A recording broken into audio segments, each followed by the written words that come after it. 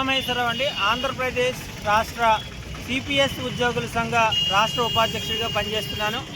ఇవాళ మా సిపిఎస్ ఉద్యోగులైన సచివాలయ, గ్రామ వార్డు సచివాలయ ఉద్యోగుల పరిస్థితి అగమ్య గోచరంగా దిక్కుతోచని పరిస్థితుల్లో ఉంది. ఎందుకంటే యుక్త వయసులో ఉన్నారు, 30 ఏళ్ళ వయసులో ఉన్నారు, పెట్టల్లాగా రాలిపోతున్నారు. ఇప్పటికీ దాదాపుగా ఈ మధ్యకాలంలో 240 మంది యుక్త వయసు ఉన్న ఉద్యోగులు చచ్చిపోయారండి. ఇది ఎక్కడ దారుణం? ప్రపంచంలో ఎక్కడ ఇంత దారుణం ఉండదు. ఎందుకు వీళ్ళు చచ్చిపోతున్నారు అన్న విషయం మీద మరి ప్రభుత్వం ఎంక్వైరీ వేయాలి.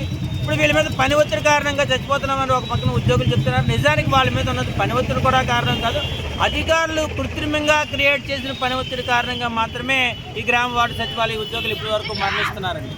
ఎందుకు నేను ఎలా చెప్తున్నానంటే, వాళ్ళు ఇప్పుడే పని ఒత్తిడిలో ఉన్నారంటే లేదు, గత 5 సంవత్సరాల నుంచి వాళ్ళు పనిచేస్తూనే ఉన్నారు, చక్కగా పనిచేస్తున్నారు. వాళ్ళు ఎంత పని చేస్తున్నప్పటికీ మరి ఈ మధ్య కాలంలో ముఖ్యంగా అధికారుల్లో సమన్వయ లోపం. ప్రభుత్వ పాలనలో యూనిటీ ఆఫ్ కమాండ్ అని ఒక main principle unity of command అంటే ఒక ఉద్యోగికి ఒక అధికారి ద్వారా మాత్రమే ఒక ఆర్డర్ వస్తే దాన్ని ఆ ఉద్యోగి సక్రమంగా చేయగలరు. ఎంత పనైనా చేయగలరు. ఎందుకంటే వీళ్ళు కాంపిటేటివ్ ఎగ్జామ్లో చాలా కసితోటి వీళ్ళు ఈ ఉద్యోగాన్ని సంపాదించుకున్న తెలివైన వాళ్ళు. వీళ్ళందరూ పీజీలు ఉన్నాయి, బీటెక్లు ఉన్నాయి, ఎంటెక్లు ఉన్నాయి. ఆంధ్రప్రదేశ్లో సముద్రులైన వాళ్ళు మాత్రమే కాంపిటేటివ్ ఎగ్జామ్లో సెలెక్ట్ అయ్యి ఈ ఉద్యోగాన్ని సంపాదించుకున్నారు. కాబట్టి ఈ మాత్రం ఒత్తిడికి వాళ్ళు ఏమీ లొంగిపోయే వాళ్ళు కాదు, బెదిరిపోయే వాళ్ళు కాదు. కానీ అధికారులు కావాలని ఒక ఉద్యోగం మీద 4-5 రకాల డైరెక్షన్స్ నుంచి 4-5 రకాల పని టార్గెట్లు పెట్టి, కృత్రిమమైన టార్గెట్లు పెట్టి, ఈ పని చేయకపోతే నేను ఉద్యోగంలో తీసేస్తాం, సస్పెండ్ చేస్తామని చెప్పి అమర్యాదకరంగా మాట్లాడటం అనేది ఒక బాధాకరమైన విషయం. ముందు అధికారులు ఏ విధంగా వీళ్ళతో పని చేయించుకోవాలని నేర్చుకోవాలి. ఎందుకంటే వాళ్ళ అసమర్థతను వీళ్ళ మీద వాళ్ళు చూపిస్తున్నారు. టార్గెట్లు అనేవి పెట్టచ్చు కరెక్టే, కానీ ఒక ఉద్యోగం మీద ఒక సమయంలో ఒకే టార్గెట్ పెట్టాలి. ఒక సమయంలో ఒక కుమ్మరి ఒక పొయ్యిని తయారు చేస్తాడు, లేదా ఒక కుండను తయారు చేస్తాడు. అదే టైంలో ఆయన నువ్వు కార్పెంటరీ పని కూడా చెయ్యు, ఒక బాక్స్ని తయారు చెయ్యు అంటే రెండు పనులు ఒకే సమయంలో ఆయన చేయలేడు. వీళ్ళు టెక్నికల్ నాలెడ్జ్ లేకపోయినా టెక్నికల్ నాలెడ్జ్ కూడా తెచ్చుకుని ఆయా రంగాల్లో బాగా నాలెడ్జ్ తెచ్చుకుని గెయిన్ చేసి చక్కగా పనిచేస్తున్న ఈ సందర్భంలో వీళ్ళ మీద ఎందుకు ఇలా చేస్తున్నారో మరి నాకు అర్థం అవట్లేదు. రాష్ట్ర ప్రభుత్వాన్ని మేము కోరే డిమాండ్ ఏంటంటే, అయ్యా ఇప్పటికీ 240 మంది పెట్టలా రాలిపోయారు ఈ మధ్యకాలంలో.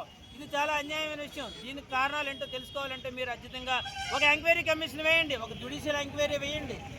అంతేకాకుండా అధికారులకి, ఇటు మన వార్డు సచివాలయ ఉద్యోగులకి, గ్రామ సచివాలయ ఉద్యోగులకు కలిపి నిపుణులైనతో సైకాలజిస్టులతోటి ఒక కౌన్సిలింగ్ కార్యక్రమం నిర్వహించండి. ఎందుకంటే ఈ కౌన్సిలింగ్ ముఖ్యంగా నిర్వహించవలసింది ఈ గ్రామ వార్డు సచివాలయ ఉద్యోగులకు కాదు, వీళ్ళని హింస పెడుతున్న అధికారులకే అని చెప్పి మేము తెలియజేస్తున్నాం. ఈ సందర్భంగా ఇంకో విషయం ఏంటంటే, కొంతమంది అధికారులు ఉద్దేశపూర్వకంగా ఒత్తిడిని కలుగజేస్తున్నారు. అందులో అనకాపల్లి జోనల్ కమిషనర్ చక్రవర్తి ఒకళ్ళు. ఈ విషయం కారణంగా ఇదివరకు తెలియజేస్తాం. ఆయన కారణంగానే నోకరాజు అనే వ్యక్తి చనిపోయాడు. ఈ రోజు కూడా ఆయన మీద కనీసం ఎంక్వైరీ కమిషన్ కూడా వేయకపోవడం. 249 మంది సచివాలయ ఉద్యోగులు ఆ రోజు జీవీఎంసీ కమిషన్ దగ్గరికి వెళ్తే ఆయన మరి ఎందుకు దీన్ని పెడచెవరు పెట్టారో, ఆయన మీద ఏ ఒత్తిళ్ళు ఉన్నాయో తెలియదు. కానీ ఖచ్చితంగా మేము డిమాండ్ చేస్తున్నాం, ఇలాంటి అధికారుల మీద చర్య తీసుకున్నప్పుడు మాత్రమే మిగిలిన అధికారులకు భయం కలుగుతుంది. సవ్యంగా సాఫీగా నడవలసిన వ్యవస్థ మీద ఇలాంటి అధికారులుండి మచ్చలను తీసుకొచ్చి 240 మంది ఉద్యోగుల్ని పొట్టను పెట్టుకున్నారు. రేపు వాళ్ళ కుటుంబాలు ఎలాగైపోతాయి? అందించిన కొడుకు పోయాడు, అందించిన కూతురు పోయింది. నిన్న కాక మన నోకరాజు, ఆ తర్వాత నందక ఉదయ్ కుమార్, ఈరోజు కడపలో విజయ్ కుమార్. రోజుకొకరు ప్రతిరోజు పొద్దున్న లేచేటప్పటికి ఏ వార్త వినాలా, ఏ సెక్రటరీ మరణించాడన్న వార్త వినాలని బాధ కలుగుతుంది. కాబట్టి మరి అనుభవజ్ఞులైన ముఖ్యమంత్రి మన రాష్ట్రానికి ఉన్నారు. కాబట్టి ముఖ్యమంత్రి గారు మీరైనా దీని మీద ఇంటర్వ్యూన్ అయ్యి ఖచ్చితంగా చర్య తీసుకుని ఈ గ్రామ వార్డు సచివాలయ ఉద్యోగులకి న్యాయం చేయాలని చెప్పేసి ఏపీ సిపిఎస్ పక్షాన, ఏపీజీఏ పక్షాన, అలాగే గ్రామ వార్డు సచివాలయ ఉద్యోగుల పక్షాన కూడా రాష్ట్ర ప్రభుత్వాన్ని డిమాండ్ చేస్తున్నాం. లేదంటే ఖచ్చితంగా ఈ ఉద్యమం మరింత ఉద్యమం పరంగా చేసి రాష్ట్ర వ్యాప్తంగా ఉద్యమం చేస్తాం. అవసరమైతే ప్రాణాల కంటే ఏది ఎక్కువ కాదు కాబట్టి సమ్మెకు కూడా వెళ్తామని చెప్పేసి రాష్ట్ర ప్రభుత్వానికి తెలియజేస్తున్నాం. Thank you.